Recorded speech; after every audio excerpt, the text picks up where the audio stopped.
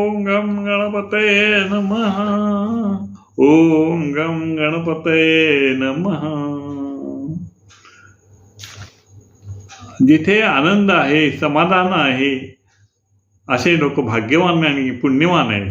आणि ह्या अशा जे भाग्यवान, पुण्यवान आणि सामर्थ्यवान जे आहेत त्यांच्या आधारावरती एक कविता लिहिली आहे.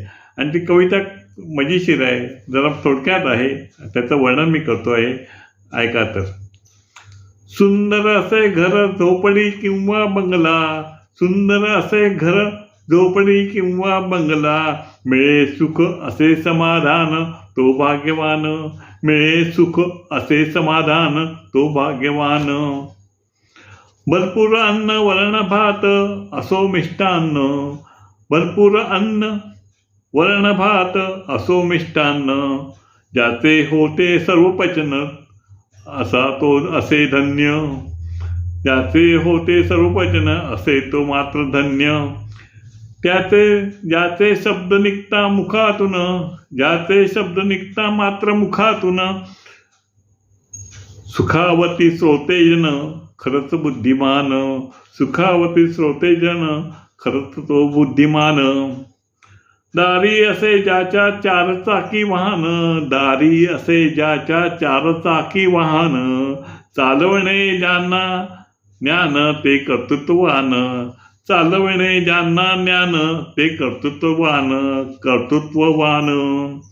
करी जो सर्वांना अन्न आणि दान, सर्व करी जो सर्वांना अन्नदान, करावे त्यास मनापासून वंदन. करावे त्यास मनापासून वंदन.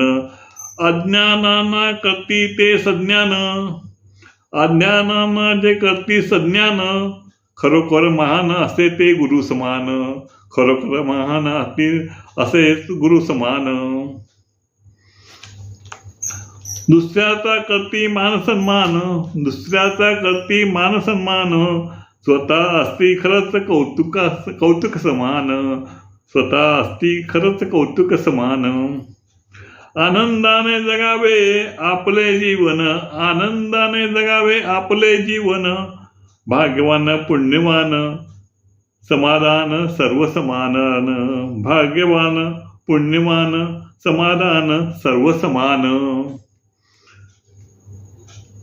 करती अन्नदान भूदान वस्त्रदान, खरोखर असती ते मात्र बुद्धिमान. करती अन्नदान भूदान वस्त्रदान, खरोखर ते असती मात्र बुद्धिमान. नमस्कार.